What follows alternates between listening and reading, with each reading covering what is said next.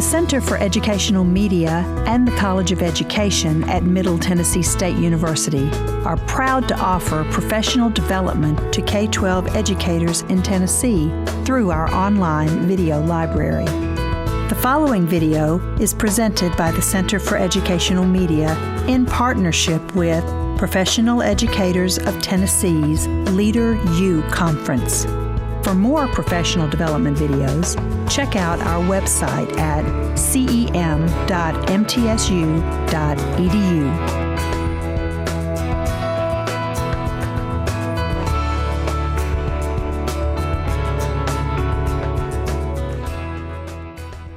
Okay. Again, I'm Elaine Swafford, and I'm glad to be here. I was asked to talk about data and how to impact a turnaround process. Just to tell you just a little bit about myself and why I'm really here today, I will say that looking back, I've been at Chattanooga Girls Leadership Academy now, ended my 7th year, and I signed on to go 3 years to help turn the school around. And I'm in a public charter right now, and the school was on the closure list. Prior to that, I'll go back and come forward. Prior to that, I started my career out teaching back in 1982, so I think I'm into my 37th year in education or something like that. And so I started out teaching at a high school in Soddy Daisy, Tennessee, and I'll have to tell you that wasn't a pleasant experience, but I won't muddle over that. I then went to, and at that time in Chattanooga, we were a county and a city system. So Soddy Daisy was in the county. We were not combined. We didn't merge the two schools until 1997. And so in 1984, 85, I left Soddy Daisy and went to Howard High School. It was a low-performing school then, and about 20 years to the day after teaching there, I was called back to be the executive principal to turn that school around in 04 to 07. I did that, and I was talked out of the principalship. I was executive principal. I was talked out of that to go to central office and serve as area superintendent over 25 schools in Hamilton County, 5 of those which were on notice at the time, and we pulled 4 of those off in a year's time. And in between there, upon this job 7 years ago, I was sitting at my desk. I've been a vice president at the 2-year college. I was vice president of economic community development and vice president at student affairs in my last stint there. And I was sitting at my desk, and the lady who founded Chattanooga Girls Leadership Academy came to my desk and said, "I need you to turn my school around. We're on the closure list." And I wrangled and grappled with that forever. I finally called her one day and went, "I'm going to take your job." I didn't want to do turnaround again because it's hard work. And so I will tell you, looking back 7 years, when you see this data, I stood back the other day and I thought, God, I'm starting my 8th year here. But it was really pretty miraculous what we did with some of the kids. And I have, of course, 2 of my former teachers here, and they helped some in that process. And so that's why I'm here today, just to talk about turnaround and give you a little bit of background. I was listening to the commissioner this morning and talking about the kids, her kids, and the little guy. And when I went to CGLA, I raised my great-nephew, and he was in special ed. His mother did not do what she needed to do by him, and so I took him in my home as guardian, and I raised him. And when he came back to my home for the final time before I let him go back to her, he was attending a school up in Harriman, and the boy was making A's and B's. But when I took him and had him tested at a learning center, in the 8th grade, Ivory did not know his multiplication tables. Ivory could not read very well. Ivory was really on the low end of everything. And so we started working with Ivory. And long story short, Ivory ended up scoring a 21 on his ACT, got his Hope Scholarship, is graduating a semester early in December from Austin Peay. And I tell you that story to say this. I ask all of my faculty to treat every kid, and they've heard me say that, like I treat Ivory. All my kids are Ivory. So whether they're special ed, whatever they are, that's what I ask them to do. And so this presentation today is really based a lot on What would I do for Ivory? And I've called his name a lot, and I tell him that I talk about him. He was my incubator baby. But I've proven that every child can learn if you teach them like they can. And so when I went to CGLA, I asked myself, well, why are we in this business? Because we determine what happened to our youth, particularly those who were in disadvantaged situations. And so in 1967, I was behind. Now, I'm old, but I was young to have gone to a pre-K, first grade, and second in a segregated situation. So all these little African-American children came out of a school that was segregated, and we really did not get. It was separated, and it wasn't equal, and there was no equity. And so that fourth grade teacher determined really what was going to happen to me. I didn't know my multiplication tables when I got to her in the fourth grade either. So she treated me like I could learn. And so in your packet, I'll follow along. You don't have all of these slides, but if you want to follow along, you're more than welcome and take notes on some of these. I put this slide in because it's called Collective Efficacy, and I put this together because at CGLA, I try to explain to our teachers and my administrators there, my principal, my assistant, whomever it is, that this is what we directly affect every day, right?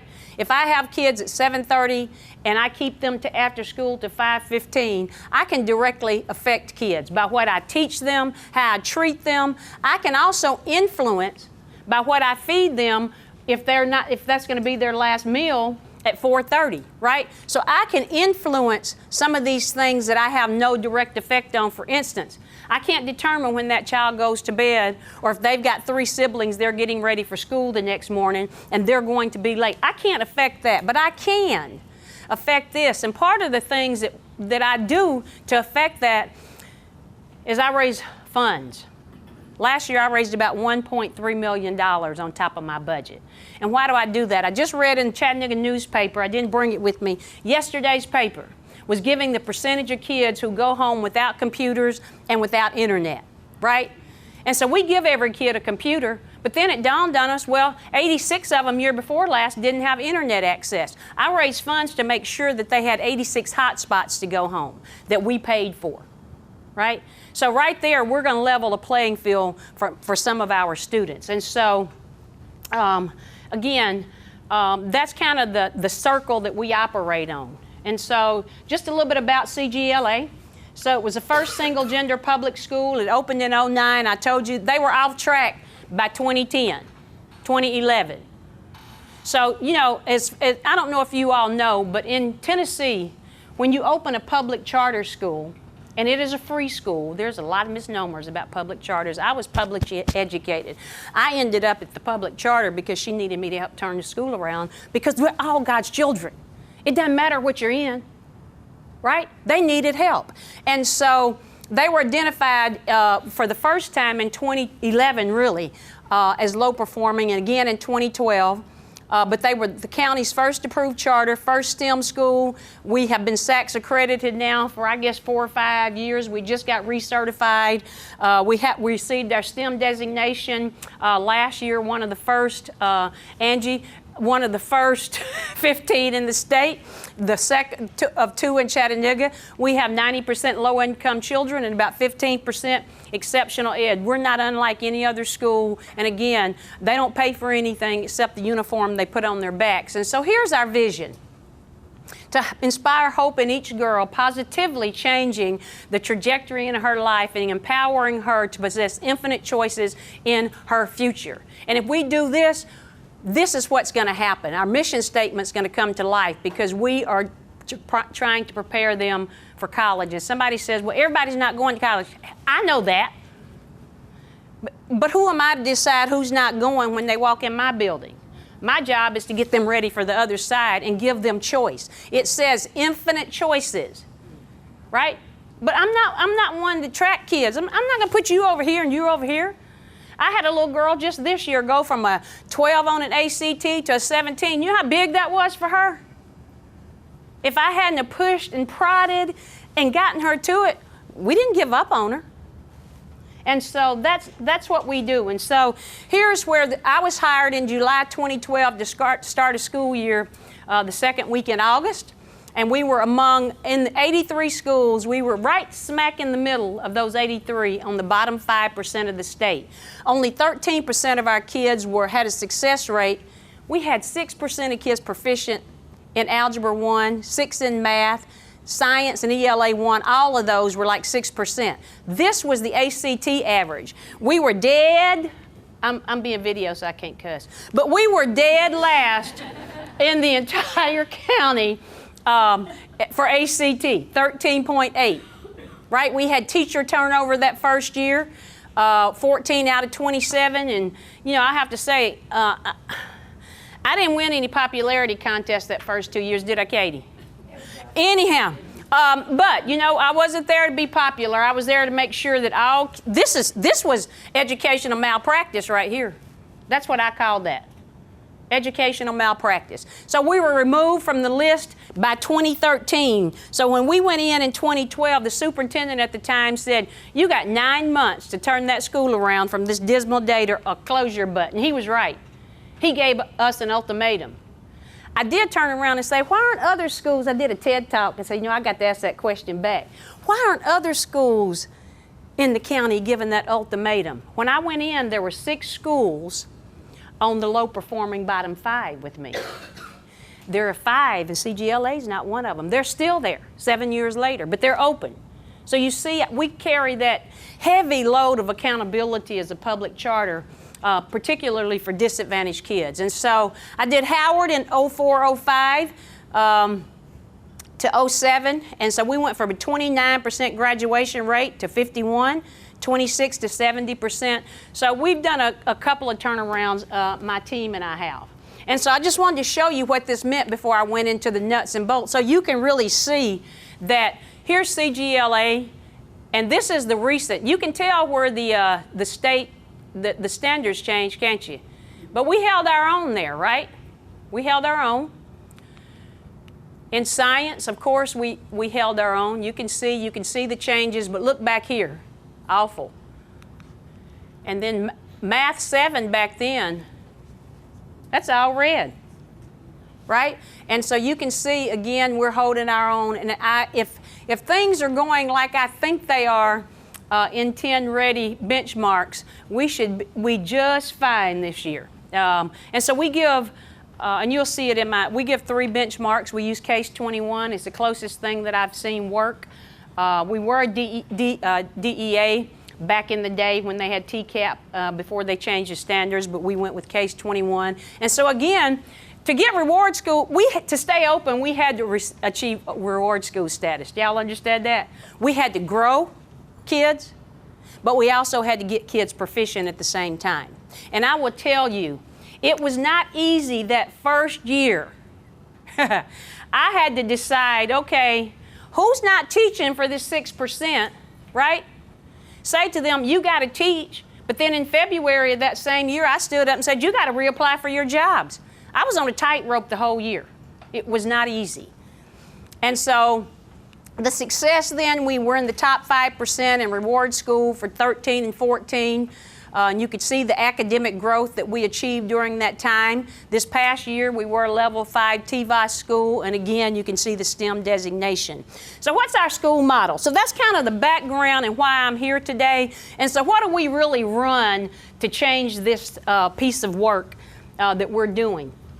And so this is our model. First thing, we try to get kids ready for college and or career, whichever one is their choice. I do not do field trips. I do expeditionary learning trips. I have children who, in Chattanooga, Tennessee, if you live on 26th and Market downtown, I took them across to Chat State one evening, and on the way back, there were lights on the bridge. The kids had never been across that bridge before dark. Had never been, they went, there's lights on this bridge? Right? Boy, what an eye-awakening. I took kids from 25 Market Street to Hamilton County Board of Education for an advisory meeting, and one little guy said, hey, we're out of Chattanooga now, aren't we? That tells you, If we don't expose our children, 90% low income, they're not exposed. That's my job. It's like the commissioner said today. They bring the best they have to me, right? What am I going to do with the best they got, that little package they dropped off to me that morning? I have to decide that, and I have to have committed people. So we do expeditionary learning trips. We read every morning. We started reading my first year there. I have a video of kids, they hated to read. Hear me. They did not want to read. And one morning I walked in about the second year, and every kid had their head in the book. I videoed it. I have it somewhere. They were all finally reading. We're still reading. Because how many minutes, does anybody know how many minutes you have to read to catch up? A day? A week? A day? Over 30. 120? You got to really read to catch up. You really do. You can't run the same speed. You'll see, we're data-driven everything. I drive people crazy with data. We're STEM focused. We've gotten better at this, thank God. We were a STEM school out of the gate in '09, but we weren't really. We were playing STEM. We weren't being STEM, right? And so we've gotten better at that. Extended learning time, personalized learning environment. And so this is important.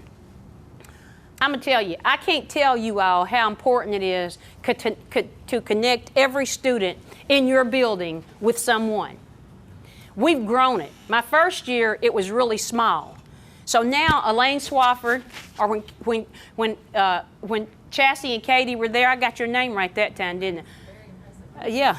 I had a Chassie, a Cassie, now I got a Shayla, a Kayla. I get them. I'm still confusing them. At any rate, everybody has kids. I have 4. I have 2 6th graders, which will be 7th graders, and 11th graders next year. And we're staying with those kids until they graduate. And I'll tell you why it's important.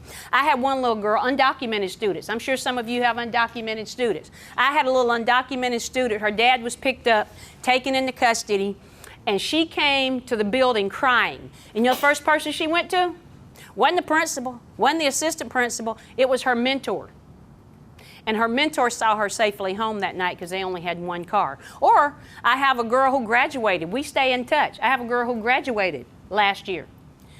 Her mother had killed herself while she was in prison, by the way. She didn't have a mother to call. Guess who she called to pick her up? Her mentor from the year before. She drove up to East Tennessee on a Saturday and got that kid. So mentoring, we put our eggs in that basket. We have people like yourself who will come in as external mentors. We have that kind of program where we background check, we do all these things. And then I have a workplace mentoring. I don't know if any of you have this. I have about 10 or 11 companies, 12 this year. And we take the kids out to the businesses. Because during the day, everybody can't come see me, right? So I take 25 kids to EPB, TVA, on a bus every month, drive my teachers nuts. I still do it anyways. Yep, are they leaving the building? Yes, they're leaving the building. It's very important. That's part of that exposure, right? And so they go every month to workplace mentoring. And so we set up those partnerships with those businesses. And so it's really, that's really an important piece of what we do. And so impactful data. I like to say investigate, monitor, probe, acknowledge. You can't fix what you're hiding. That's what I went into CGLA said. I can't fix it if it's hidden. I got to see it, right? You'll see where I put my data here. Check it and track it. And so, we're used to that plan, do, act, check, I don't know. But for me, it's probe, right? We got to probe into it. We got to check it. We're going to adjust it after we check it, and then we're going to track it. And we're going to start all over again if it's not right. You won't find this. I made this up because I got tired of the same old that wasn't working. And so this is what I use with us. And so we have basically 4 overarching themes in the building that I sit on. I haven't changed them. I don't throw the baby out with the bathwater. Obviously, it's been working. And so I think you have to really set themes in your building. And I'm going to talk about culture. I know you had a session, maybe some of you did, about culture, but culture is really important. And I think and there's a difference in these two. And the leader, I don't know how many leaders I got. How many teachers I got in here? How many administrators? Yeah, so we know that If you don't set your culture, somebody else will. Right? You have to be strategic about it, and you have to really be intentional about it. And so, again, I didn't win popularity contests when I first went to CGLA, right? I had to change the culture. The first culture change was, do y'all think children can learn, and do you like children? You know, one of my, that's some of my interview questions. And my other interview question is, what percentage is it of yours that my students reach their academic goals? And if they tell me 55% you can take a horse to water, but you can't make them drink, they probably don't teach in my building either. I'm really looking for 95 to 100%. Let's say that kid came to school that morning, got 3 children up out of bed, got them out of the door, forgot their pencil. They're late. You think they got 60 or 70% to give you? Well, they don't. I've told teachers before, teachers said, well, I'm marking their grade down. They're late every day. I said, okay, let me talk to them. Honey, why are you late today? Well, because I had my 3 brothers, my siblings, to get to school, and I'm just late. I went back to that teacher, and I said, he's going to be late every day, and he better have his work from you every day. Sometimes you have to be advocates for children. So I learned long ago at Howard that I had to be their voice, because they don't have a voice. Sometimes they do not have a voice. So, cultivation, we all know we got to cultivate it, keep it going, and then be very clear. So what's that look like? Well, for me, it stems around being passionate, holding people accountable, and understanding your pace of change. So passion is just this. I have to convince a group of people to join together as a group, set aside whatever they got going on while they're doing our kids, because they're not doing, I didn't say doing kids a favor. Some of us act like we're doing children favors when we let them come into the building every day. Not the case. And so I say to them, you know, let's make sure that we love what we do, that we're passionate about it. They can see my passion about what I do, because if I look back and nobody's following, I'm not leading. And so, accountability, right? There's a saying here, I'm going to flip to that. Accountability. You can read.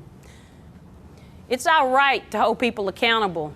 I just sent emails last night to my principal and assistant principal. Well, how many kids failed this year? How many kids are in summer school? Well, did the teachers give you a summative assessment, see if they're really passing summer school, or if they just come in here to sit and relax? Right? I want some evidence. If we're not gathering evidence, we're not doing what we need to do. And then, of course, the pace of change. When I went to CGLA and Howard, I had to understand, there's an article, if you hadn't read it, it's called The Big U-Turn. And the Big U-Turn talks about Continental Airlines and I believe the New York Police Department, and how they had to go in, and in order to keep those businesses from going awry, they had to understand that they had to do what usually maybe take 3 or 4 years. They had 6 months, kind of like the superintendent gave us at CGLA. And so when you understand the pace of change, and they said, you know, education wants to act like it's molasses. Slow and methodical. Over time, we'll change it. No. And so they'd say to me often, Elaine, you got too many balls up in there. You're trying to do too many different things to fix different things. And I said, drastic change causes drastic measures. I do not have time not to touch all these things and change them if I want to keep this school open. And that's what I was charged to do. So we got to understand their pace of change. And then, of course, I love this book. And leadership is not just at the top. You know, my brother told me when I took over Howard years ago, he said, Elaine, your school's going to go the way your department heads take you. Boy, I didn't get that before I walked in the door and was there about, by the way, when I went to be executive principal of Howard, I had taught 5 or 6 years, had been out of education 15 years. They didn't hire me because I knew curriculum then. They hired me because I knew leadership then. And so I had to make sure then that I spread the leadership and gave my department heads. At this point, I have a department head job description. that we sit and talk with our department heads about. At Howard, I had a math teacher. Math was, at Howard, it was awful. You saw what the percentage was. And so I finally said, Miss So-and-so, and I knew what was going to happen. I needed her to move, right? And so I needed someone who knew about manipulatives, and I needed someone who could get the kids' hands into it. I'd go and visit that classroom, and here's what the teacher's back would be like this. I know none of you do this. Y'all see that? Can somebody tell me what the answer is? Back to the children, right? Not communicating with the children. And I said, well, we're going to change the way we do things here. And we're going to use manipulatives, and we're going to get away from that board, and we're going to get children to go out and work problems at the board. And we're going to... Took about a week, and she came in and she said, Dr. Swafford, I'm going to have to resign as department head. I said, oh, Jesus. So, you know, I didn't have to shift her completely out. She got the picture. My school went the way my department heads took me. At both places, as a matter of fact. So culture. It says if the only thing in your toolbox is a hammer, it just can't be every day because you tell them so. They have to buy into what you're doing. Now, let me say this. I don't run a democracy in my school. Just FYI. I do listen, but at the end of the day, I know where we've come in 7 years. The buck stops with me. But it can't be just because I told you so. They got to believe you know what you're doing, right?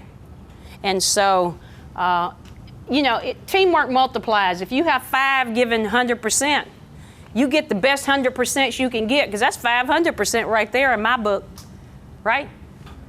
So you teach resiliency and build capacity. That's really important. So just to talk about culture and climate again, hopefully you know the difference. I just put this slide up here to say, do we all know the difference? Can somebody join, help me? What's the difference in culture and climate? Anybody? I'm not going to go through this and read it to you. What's the difference? Climate to me is it safe? Is it orderly? Right? Does it have direction? But when you walk in my building, I want you to know in 30 seconds if I've got I hear people tell me all the time, your building feels so good. It feels friendly. I can't tell you how many times people come in. I have greeters. When you go to visit in my classroom, we have greeters. You never go visit one of my classrooms. And it used to be you'd have to make them get up and greet. They'll run over each other trying to go greet somebody at this point. And I'll tell you what else. That sure helps in fundraising and friend raising. And so you know, that's the difference. I want to say this.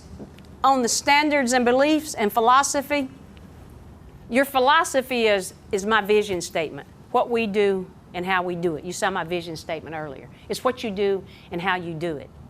And then standards. Are you familiar with the standards of Ritz-Carlton or Disney? They have standards, and they are in an order. My first year there, and we changed them a couple of times since then, we vote on it as a faculty, right? So our standards are, so at Disney, let me say this. What would you think, there are 5 standards. What would you think one of their first standards would be at Disney? Collaboration, communications, safety. Safety's the first one. Because if things go awry at Disney, ooh, that publicity would kill them, wouldn't it? They want you to be safe. You don't want the last car light in the parking lot screaming out because something happened. Nothing comes above safety at Disney. Either the second or third one is attention to detail. If they're having a Cinderella show over here, Mickey Mouse in his suit better not walk through Cinderella, because they don't want the attention to detail taken off Cinderella by Mickey Mouse, right? And so we built standards. And so, for instance, ours has now become, when I first went there, the first one was integrity and quality, collaboration, relationships. We didn't have integrity in our processes. We weren't teaching children. And we sure didn't have any quality to them. And so we line those up, and nothing is supposed to happen before those in those tiers. I help people build those if you want to workshop on that. It's too long today, but it's a good practice for any business. And the top businesses have standards and philosophy statements.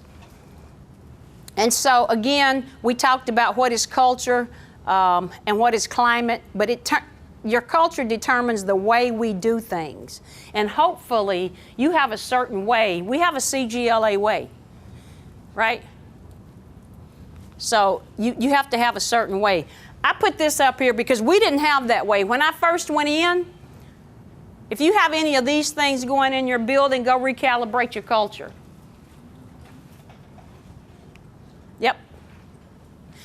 I mean, it was so bland in there. The walls were like these walls right here.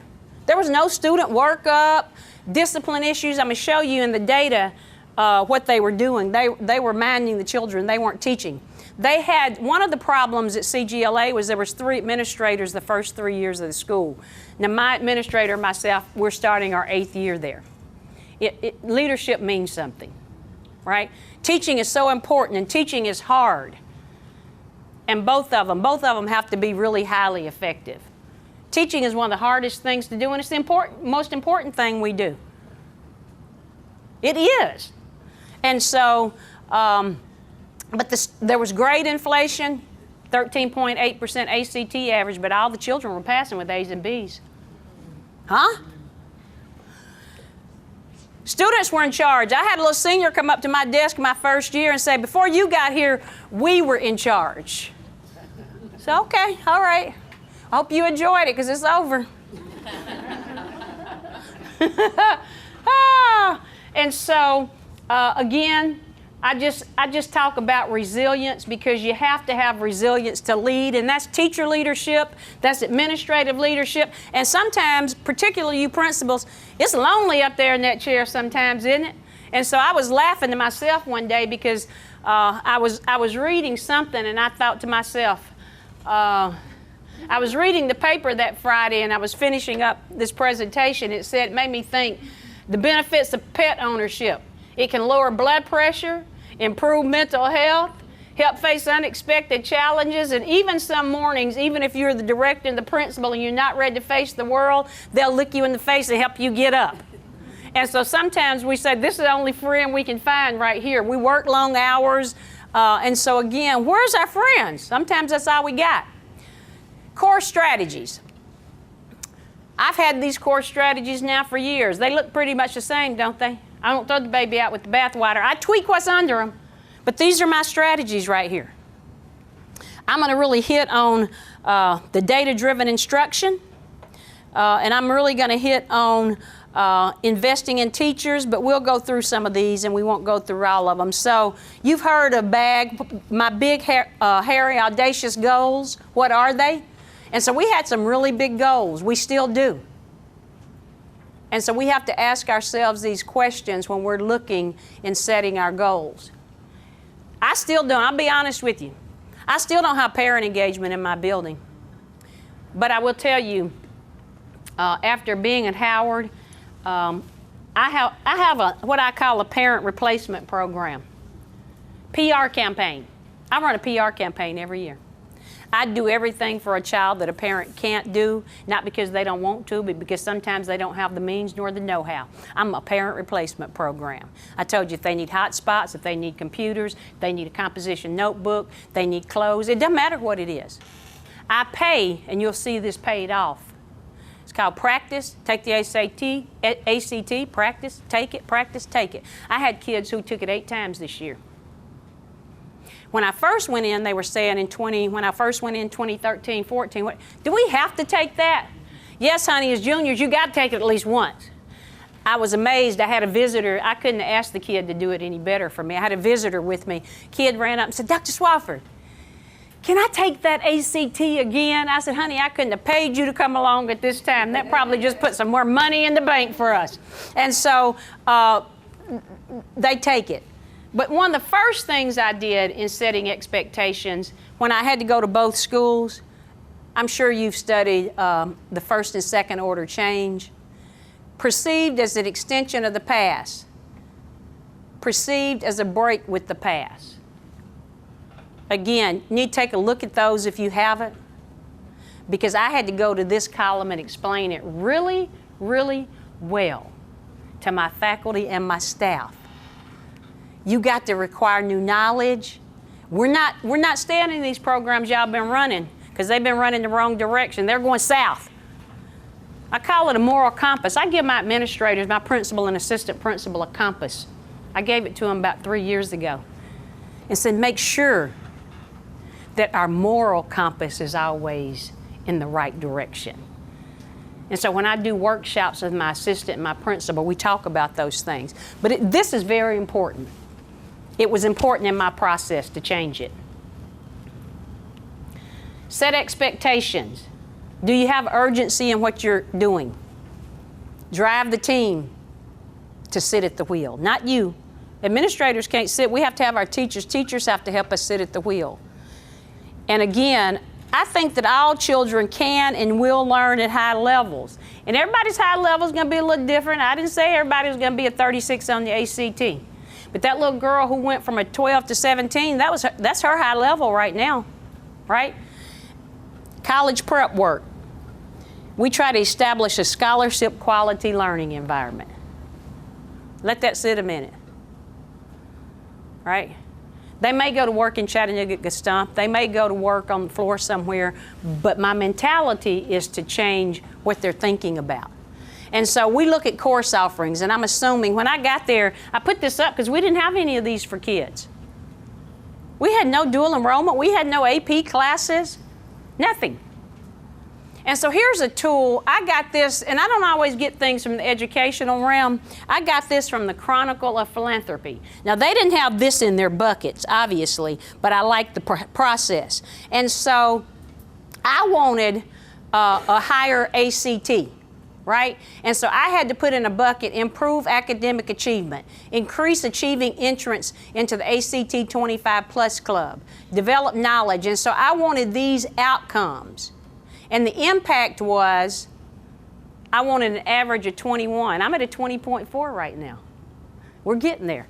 And so you could A plus B plus C equals D. When they provide this in video, I would suggest whatever you're trying to do, mine happened to be ACT, right? But you can put anything you want to in these buckets to drive what you're trying to do. And so I was reading the Chronicle of Philanthropy for fundraising, and I went, oh, I'm going to take that and use it to help people understand visually what I'm trying to get to in ACT. And here's what it's done. So when I came in, we were at 13.8, and you can see last year we went to 20.4. So we're not dead last anymore in the county. I put this up. Every classroom looks the same. This is just a classroom shot of, we all have to have some of the same things going on in classrooms. When I go in, I still look for that essential question. Still look for the focus question. Still look for the literacy objective. What is your literacy objective today? And at one time, I don't have it anymore, but one time I had on my board a circle. I don't have it in here. Teachers still do. And it was a circle, and it was a line through it. And it said what language we don't use at CGLA. I is, she are. And people said, well, you're hurting children's feelings. And I went, I hope so. Because if I don't break that cycle in here, they're going to go home and keep using that language. And then they're going to come back. They're never going to break the cycle. I don't care if I hurt their feelings, good. And my teachers, I really hate to see a student come in speaking the wrong language and a teacher or an administrator not correct that student. There's a way you can do it, but we should never let a kid go through the hallway speaking language. And so I put it up, put an X through it. We do not speak this in school or in professional settings. They get it. And you know what? They'll look at me and they'll say, so what? They know part of it's laziness. They know the English language. It's laziness. So guiding principles. Urgency. Is your vision clear? Communicate.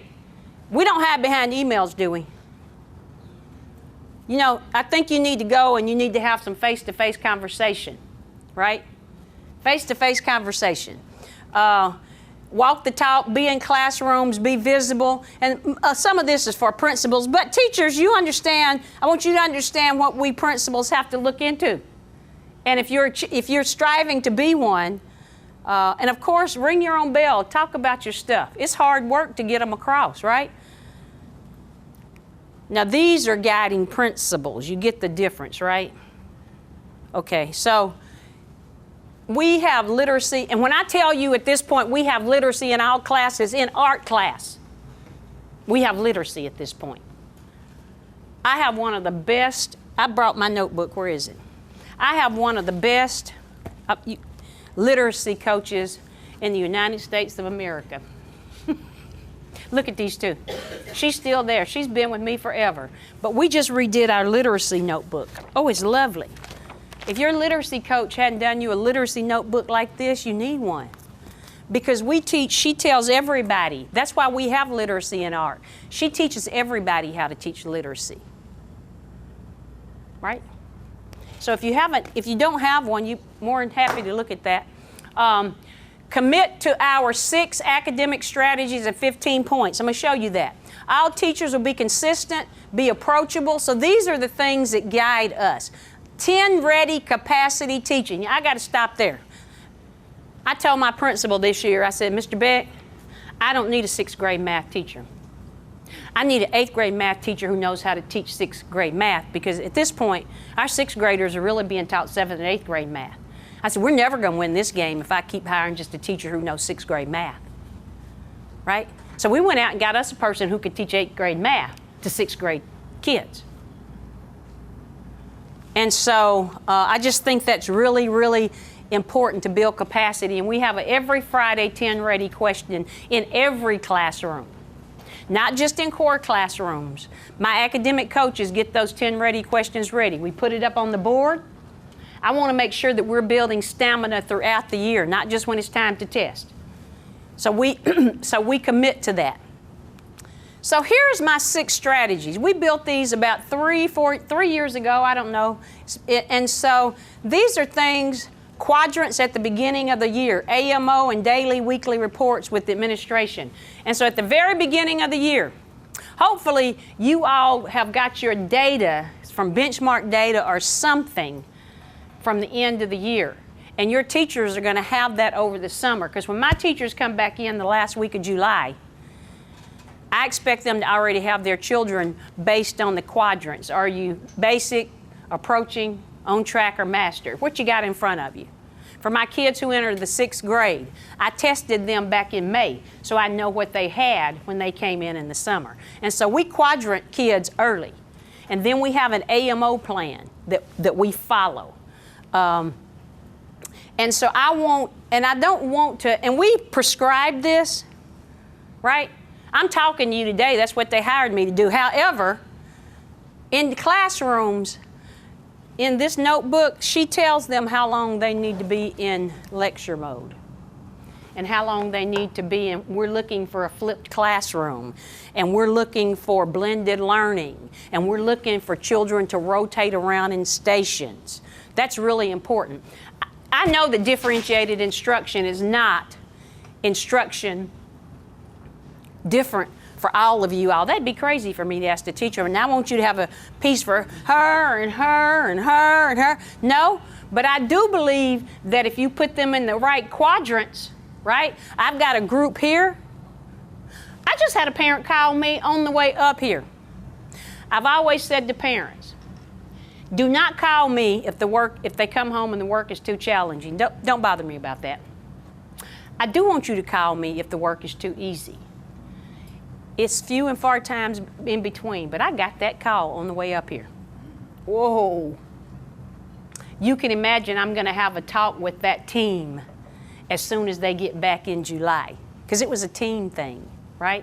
And this little girl is really gifted. You know, some of my parents say, well, she's gifted. This little girl is really gifted. And we gave her enrichment. You know the difference between enrichment and extended, I assume. Enrichment was just more of the same. They should have been giving that child the next grade level work, right? Anybody in blue on your charts ought to be doing something else. And so, again, if we do the small groups right, we'll know where to put children. Again, warm up, hook. This is the template that I told you about. Warm up, hook, engage students, Students work on lessons, core teaching of standards, engagement. So we tell them, here's your teaching cycle right here. And at the end, you huddle with the kids. We prescribe how we want our instructional cycle to go. That's important. On pace. Do we know if we're on pace or we're staying on pace? BAB, by the way, is brilliant at basics and beyond. I just made that up because I didn't want to call it RTA. I want kids to think they're going somewhere, they're really getting brilliant. And when visitors come, they'll say, we're in BAB. We're getting brilliant at basics and beyond. So it's RTI. And then we have focused study time, and that's just bringing kids in. I know somebody's a reading interventionist. So we take kids and put them in certain groups. And then teachers stay on pace. As a CEO, I'm always asking my principal, and I came in as the principal, by the way, at CGLA. After 3 years, I just moved him up because I do a lot of fundraising and other things.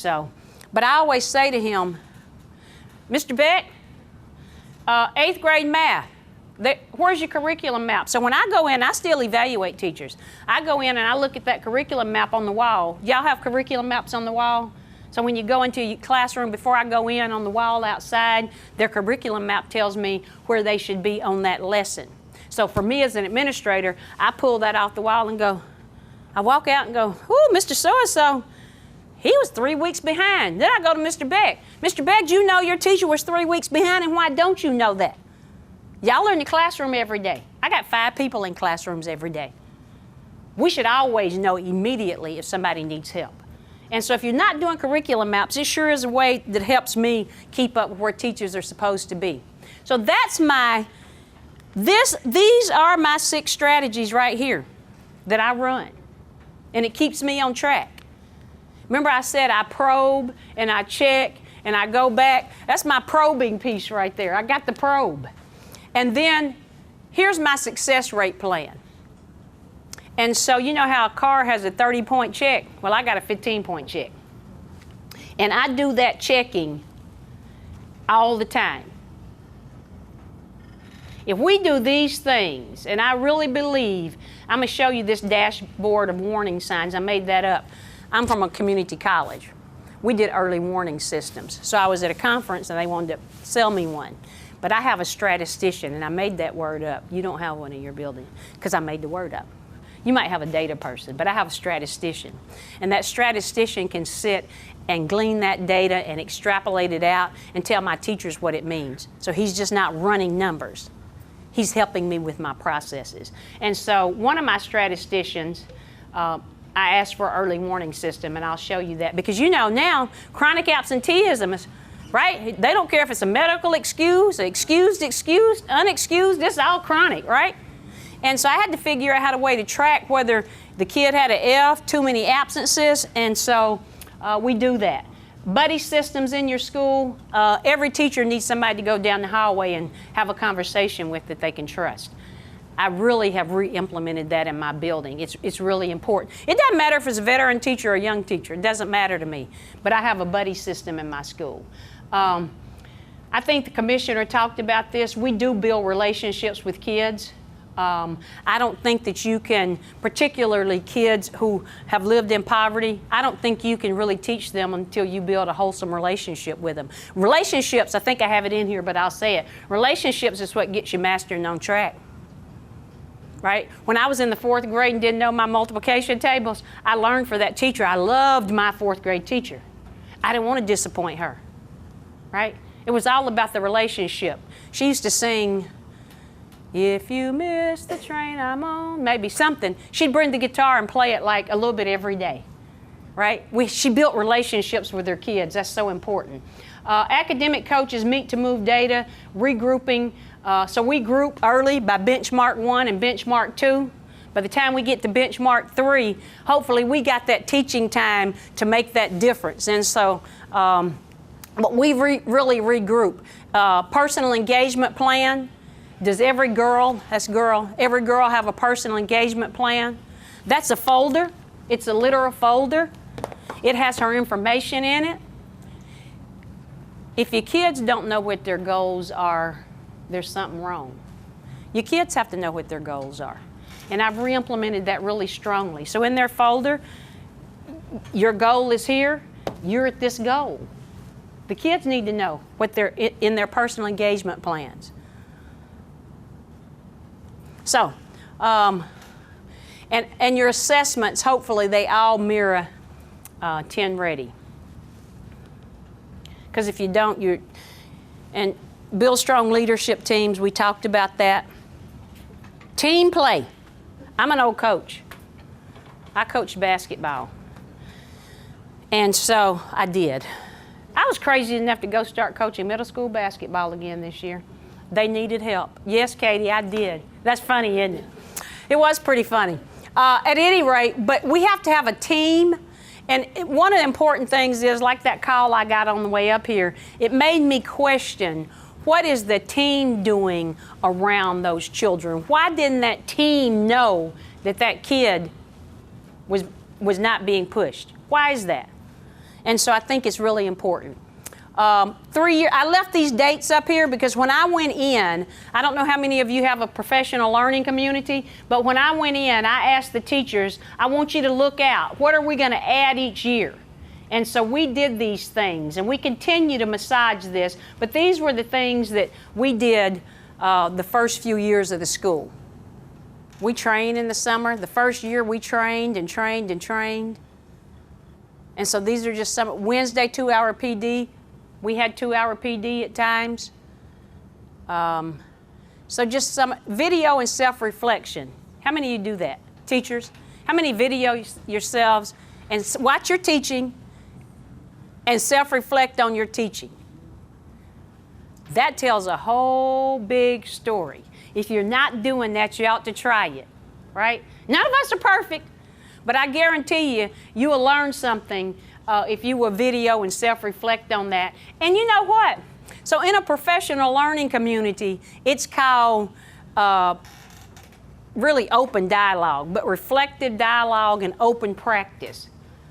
Grab somebody and ask them what they saw. Don't go over in a corner and say, oh my God, right? You can't get any better. Again, you can't fix what you hide.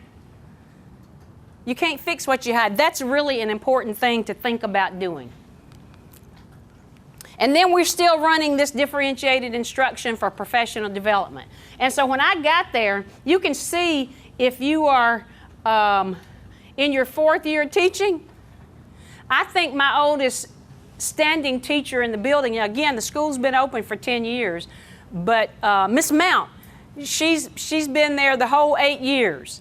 And so if you were a 4th year teacher, whoo, you were a veteran in my building. And so, but these are some of the things a 1st year teacher has to do, 2nd year, 3rd year, and you can fill in what you want, but it is a good place to put your information.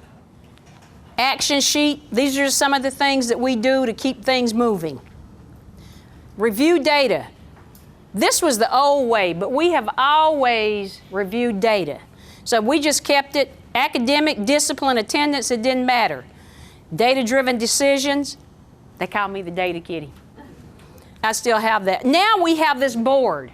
This is really important to us. Somebody came in my building and said, well, Elaine, why don't you computerize that? And I went, well, don't you think I have it all in the computer? But if teachers can't see it, they can't do anything with it. And so these are magnets. So I have every kid on the board 4 times for math, ELA, social studies, and science. They're there 4 times.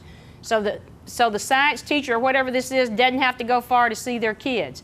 And the first 2 dots are reading. What'd they start out reading? What'd they end up reading? The other dots are my benchmark data in the building. And teachers put that up after every benchmark. Okay? Now, this is how we started breaking data down as well, and I'm sure you do. But we take every standard and we can see how many. The green means they got it right. And so we take every standard and every question. The answer was D here. So we can see, ooh, what happened to that standard, right? And so we break data down to that point where it is just very, very granular for every student.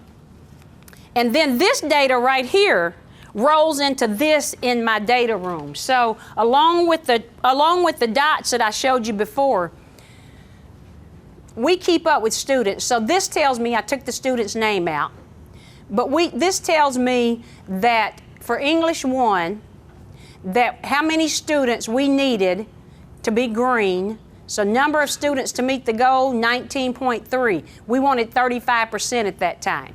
So I knew how many students I needed in this column to make it over the goal to beat 10 ready, right? And so we look at that after every benchmark and in between. We meet every 3 weeks, by the way, with our department heads and administrators on data, every 3 weeks. And because I want to see where kids have moved or if they haven't. So we have that conversation. So this is one of our quarter 1 benchmark and quarter 1 grade distribution. How many take your benchmark and put them up against your grades per quarter, right? You have to do that because I was finding that these were higher than these. And so that's a hard conversation to have with teachers. It's like, oh, tell me what happened, and then why is this grade distribution 46%, but this benchmark's only 32%? That's a hard conversation, but you got to have it, right? And so then we call teachers in and we talk about it individually with them. We do not embarrass teachers about that. We do that after each benchmark. Here's the early warning system. Ignore these names. We're not going to put this on the video, by the way, but I couldn't get it out in time. So we track unexcused tardies, unexcused absences, Fs, referrals, and the overall risk. And so I look at this. So I share this with my guidance counselor, my principal, my guy who's over mentoring, right? And we will pull kids in based on, oh, this kid's off track. We got to call them in and talk to them. So it helps us keep up with every kid in the building, and we built that ourselves. And so I told him, I said, I want it to hit red when a kid has 2 Fs.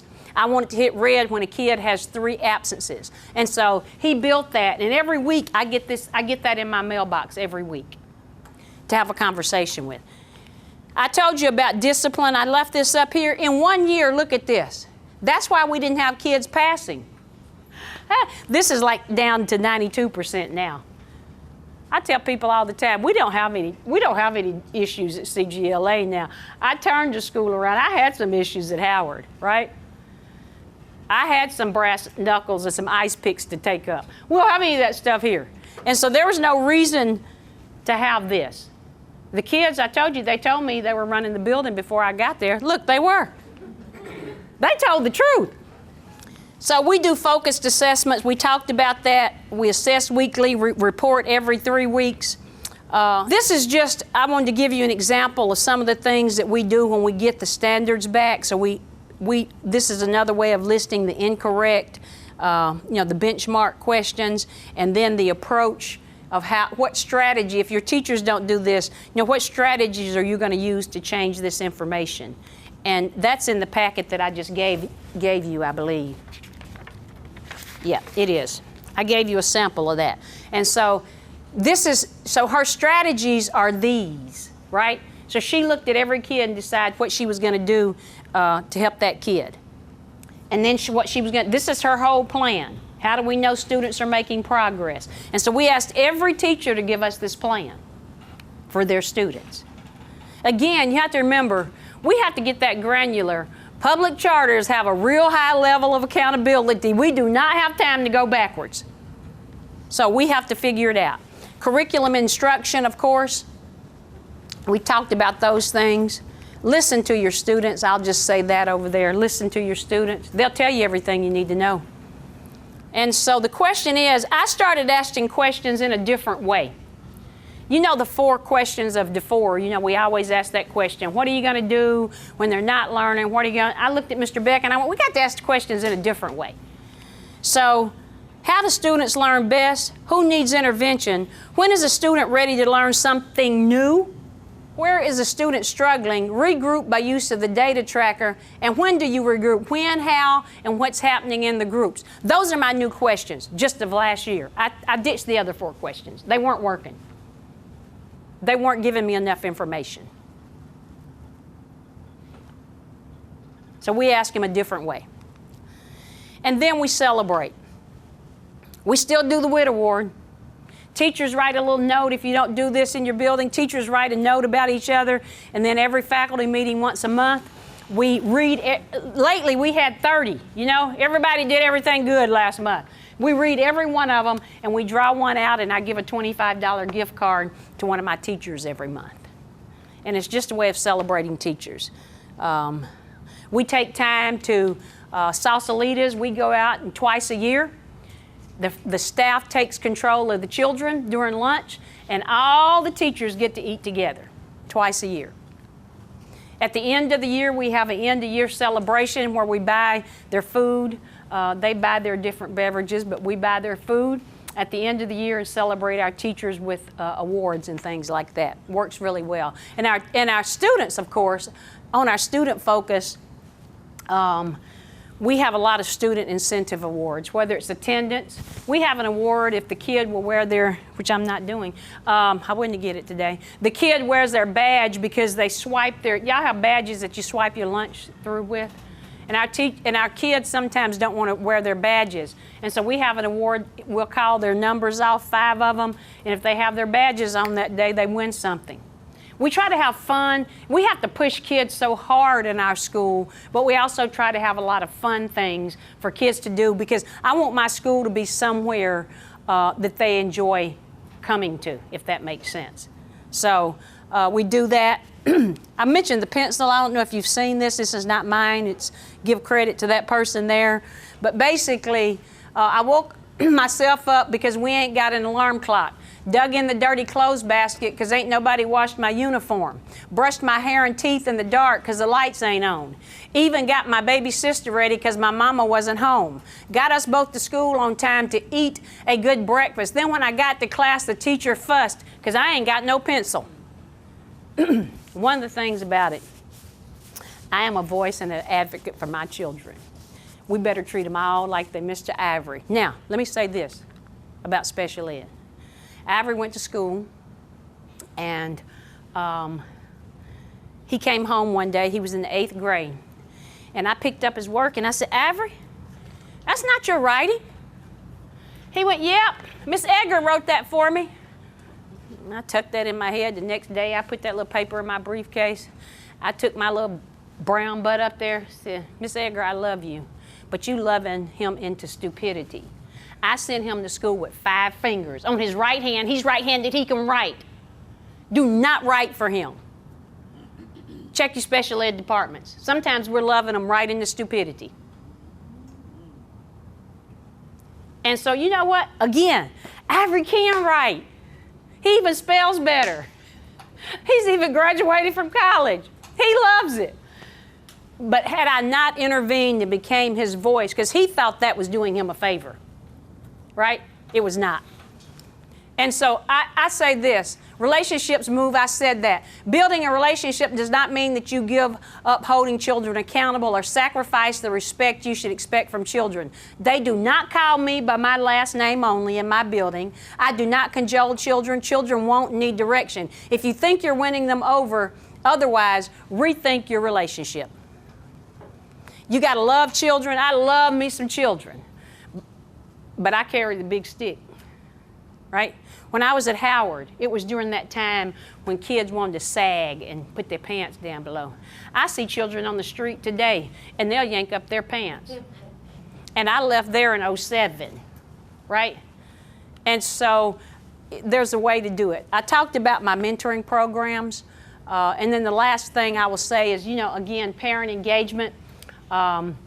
We try to do things. These are some things we do, but I do tell my parents, y'all got ISSs? I don't. I said to my parents, my ISS is your home address. You know those 3,000 referrals? They went way down, did they? Parents do not want to come and get those kids every time I turn around and call them. And furthermore, when you get home, if I done called you twice that week, right, it drives that discipline way down. I don't have an ISS because I walked in one day, years ago, I had 40 kids in ISS. That was my second year there. I went, oh no, this won't work. We're not teaching any of these anything. My attendance went up.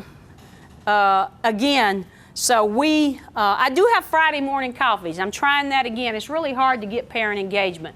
But as the principal, I invite parents in at 9 o'clock on a Friday once a month to come have a donut and coffee with me. Just come on and talk to me. Some show up, some don't. We do neighborhood visits. You know, in my situation, I'm 90% low income. In July, all my teachers will get on a big old yellow bus and we're going to go visit where the children come from. You can't teach something you don't know about. Can't do it. And so, to wrap it up in questions, I'll just run through. So my first 9 months there, I told you we did a lot of things. We did all of these things. I even started a renovation. So we were a failing school. We were occupying 22,000 square foot building. I said to the founder, well, we need to go ahead. You're leasing this other 22,000 square feet. You're paying for it, but you can't use it. It needs to be renovated. We're STEM school. We don't have a chemistry lab. And so that first year, during that 9 months, I got there in August. By February, we'd bought that building and started renovating just like we were going to stay open, right? And so, and since then, of course, we built another 22,000 square foot and renovated our gym, and no cost to us. That $1 million I talked about didn't include the $1 million that it didn't cost me to renovate my gym. A partner did that for us. We also, we fundraise. We also had a luncheon. Normally we raise about $150,000. This year we had 2 people who felt generous. We raised $400,000. Yep. That won't happen again next year, but that's okay because I'm going to bank some of that money. Right? So I can't run the same speed and catch up or stay open. You have to understand that. So I kind of look at things from a different perspective. I live in an ultimatum every day. And so whatever it is I have to do to raise or do extra, that's what I do. Because I have to make sure that the kids have whatever it is they need. You know, by the way, ALEX, A-L-E-X. I don't know if any of you are using that for your math program, but we went to ALEX this year. And it's amazing. I love it. We do achievement first, and we do ALEX. Those are the things we've thrown our eggs in the basket. I looked up and I decided to get a math coach. And she recommended it, and it has worked. Yep. It makes a difference I think it made a difference.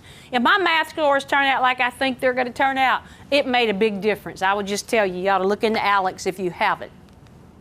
And the second year, 1 and 2 continued. We really worked on the brain change. Let me say this. I've always said there are no children issues in buildings. There's only adult issues in buildings.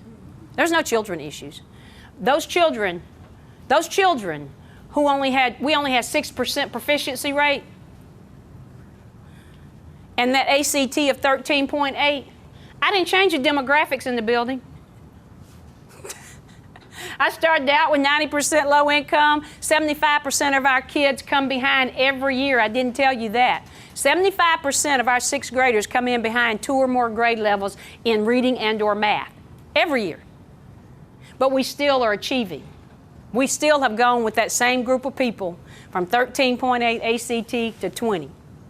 I have kids fighting to take it as many times. I've got 2 right now, juniors. One's got a 30, one's got a 29. You can bet they're going back to test because they're in a heated battle. I opened an ACT 25 Plus Club. Did I mention that? And they walked in.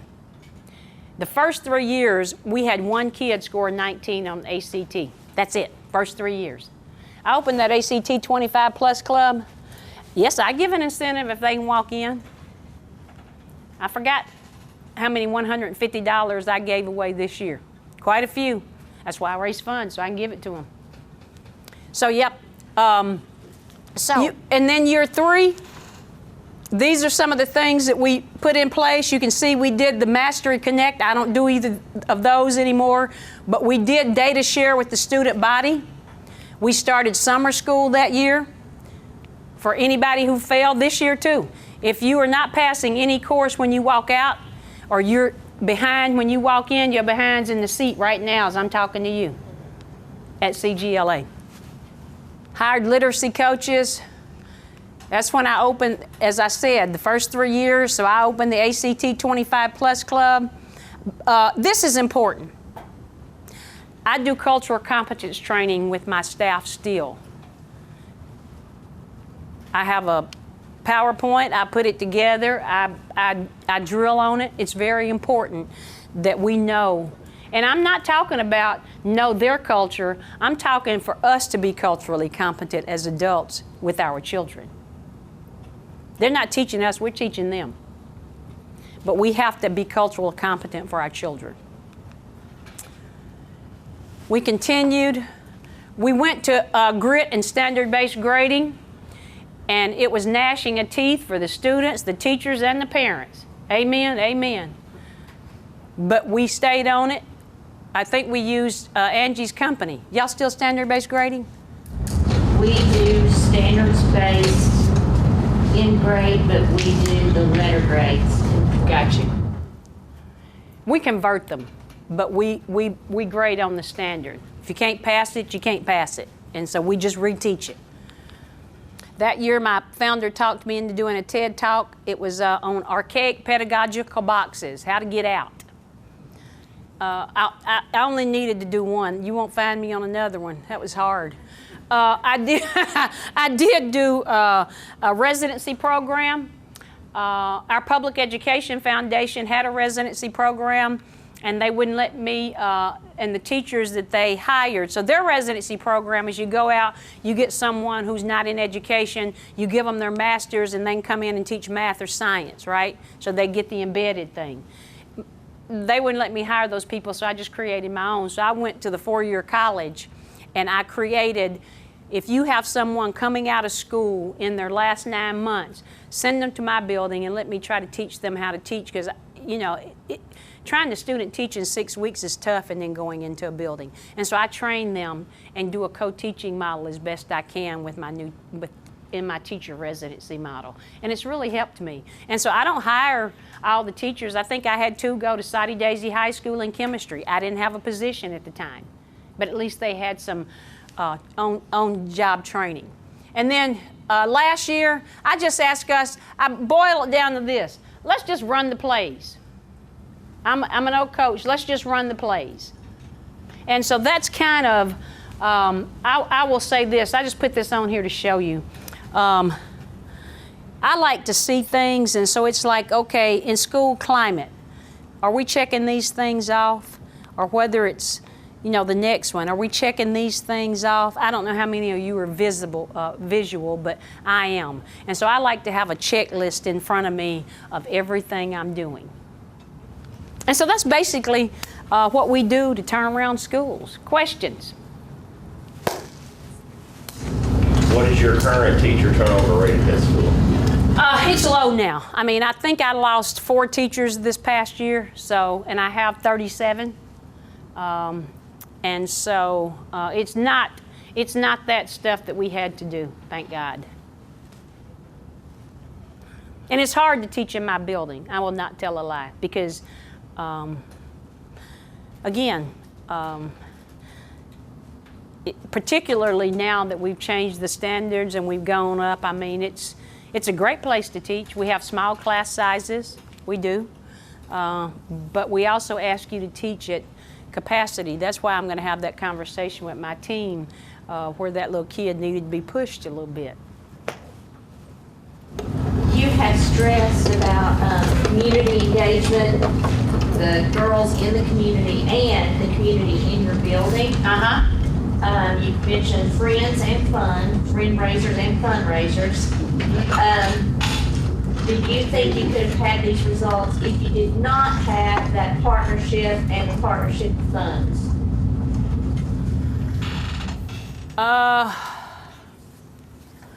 No. I believe that I can't, people say, well, money doesn't make the difference. It does if you know where to spend it. Yeah, you know, they say all the time in our community, well, we're throwing money at education. Well, if you know where to spend it and you put it in the right place, and there are times it hadn't been in some places. But I couldn't have done these things. You know, how am I going to let every girl take the ACT 8 times? That's what, $55 a pop or something? And you know, the other thing I do with my juniors and seniors, by the way, I personally meet with those kids at least 4 times a year to talk about where you going to school. Oh no, you think you're going that 4-year school. Your ACT says you're not. I sent 12 kids this year to our community college. And so I have a conversation about, and I challenge them. So I don't know, do you all give like we give it used to be the Plan and Explore, and the state quit that. And so we buy the Tennessee Aspire, and we give it from the 7th grade. By the way, the new legislation says you have to give your 7th graders some kind of assessment test. FYI, I just read that in the legislation last week. We were given it anyway. So 7th through 11th grade, we give the Tennessee Aspire. And so I say to kids this, hey, you scored, and Aspire is a predictor of what you do on the ACT. And so I say to them, hey, you scored 17.5 on this Aspire, and you didn't even study for it, because we just gave it to you, right? Now, I want you to go and really, and we have an ACT prep course in the 11th grade every year. I say, okay, I want you to really go and study or come back after tutoring, and if you really study for that ACT, I need 5 points this first time added on to that 17.5. So I challenge them. And you know, they start believing. That's the one thing I told the kids when I first got there. I said, this isn't your dismal data. It's ours. We're going to own this and do something with it. Right? So we owned it and we do something with it. And so, but I couldn't do all the things I do with that extra resources. I couldn't. So you can see we're trying to create an endowment now up to $5 million. We're kicking that off at the end of the month. I'm getting ready to potentially start a pre-K through 5 Montessori public charter potentially. We just bought the building. We'll buy it Thursday. So my founder, I have to tell you, I get to do this work for her, but I went to work for her for 2 reasons. She said, one, when I was 14 years old, and she's a little bit older than me at this point, when I was 14 years old, I told my father, she went to GPS, the private school there, she said, you know, it's not fair that I'm getting this advantaged education and there are disadvantaged kids who don't have the chance. And so as he passed away in 2002, I believe, and she had the means to do this, and the first thing she did with her money was open this school. And now she's going to open a second school. And so her heart is really about public education and helping kids who are underserved. That's why I worked for her. That's why I've stayed so long. Yeah, and giving back to her community through that. So, any other questions? Thank you for coming.